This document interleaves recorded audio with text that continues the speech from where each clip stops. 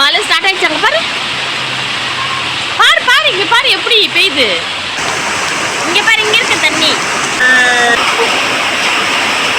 இப்போ நம்ம எப்படி போறது? இவ்வளோ மழை வருது, மாட்டிக்கணும் நம்ம. நல்லா போ. மழை எப்படி வருது பாரு. அப்பா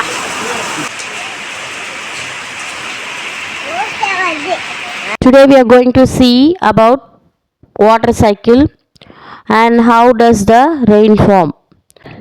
வாட்டர் தான் எல்லாத்துக்குமே முக்கியமானது நம்ம லைஃப்க்கு, சோர்சஸ் ஆஃப் அவர் லைஃப். இந்த வாட்டர் சைக்கிளை நம்ம வேறு எப்படிலாம் வந்து கூப்பிடலாம்னா ஹைட்ரோலாஜிக்கல் சைக்கிள் அப்படின்னு கூட சொல்லலாம்.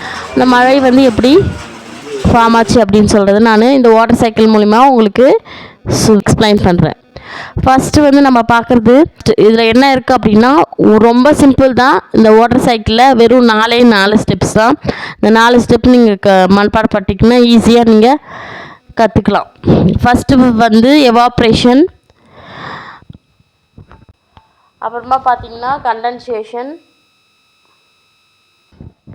தேர்டாக வந்து ப்ரிசிபிட்டேஷன், ஃபோர்த்தாக கலெக்ஷன். அவ்வளோதான். இது நாலுமே சேர்ந்து தான் வாட்டர் சைக்கிள். ரொம்ப சிம்பிள் தான் பண்ணுறேன். ஃபஸ்ட்டு நம்ம சன் இருக்குது. நம்ம சன் எடுத்துப்போம். சன் பார்த்திங்கன்னா என்ன செய்யுது அப்படின்னு சொன்னால் அதுலேருந்து வரக்கூடிய ஹீட்டு, அந்த ஹீட் மூலிமா இந்த தண்ணி நம்ம ஓஷனில் இருக்கிறது, லேக்கில் இருக்கிற அந்த தண்ணி இருக்கு இல்லையா, அந்த தண்ணியெல்லாம் என்ன செய்யுது அப்படின்னு சொன்னால் எவாப்ரேட் ஆகிடும். மேலே எவாப்ரேட் ஆகிடும், சூட்டுக்கு எவாப்ரேட் ஆகிடும். அது எவாப்ரேட் ஆகி மேலே வந்து க்ளவுட்ஸில் போயிடும். அப்போ என்ன எவாப்ரேட் ஆகும்போது கேஸ் ஃபார்மில் இருக்கும். கேஸ் ஃபார்மில் அது எவாப்ரேட் ஆகும். ஸோ அதுதான் நம்ம என்ன சொல்கிறோம் அப்படின்னு சொன்னால் the changing of water into gas is call evaporation அப்படின்னு சொல்கிறோம். சரியா? ஓகேவா? நெக்ஸ்ட் என்ன சொல்கிறோம் அப்படின்னு சொன்னால் அடுத்தது வந்து நெக்ஸ்ட் வந்து கண்டென்சேஷன்.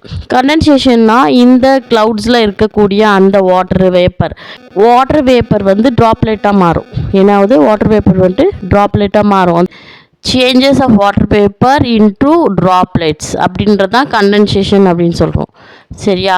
இப்போது நெக்ஸ்ட்டு ஸ்டெப் என்ன அப்படின்னு சொன்னால் அந்த வாட்டர் வேப்பர் அந்த வாட்டர் ட்ராப்லெட் இருக்குல்ல, எப்படி ஃபார்ம் ஆகுது அப்படின்னு சொன்னால் அந்த ஒரு ட்ராப்லெட்டும் bound together and form a bigger ஹெவியாகிடும். ரொம்ப ஹெவியான உடனே அது வந்து ரெயினாக வந்து ஃபால் ஆகிடும். சரியா?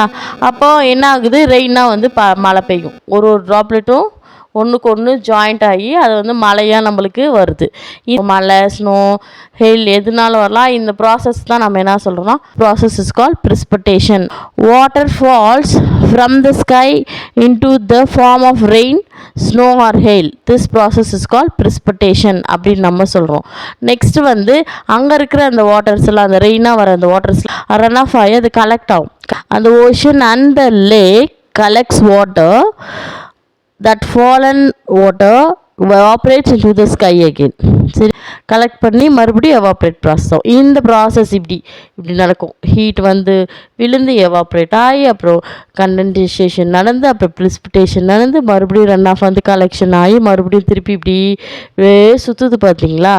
அதை தான் நம்ம என்ன சொல்கிறோம், இது கண்டினியூஸாக சைக்கிள் மாதிரி போயிட்டே இருக்கிறதுனால இதை வந்து நம்ம வாட்டர் சைக்கிள்னு சொல்கிறோம்.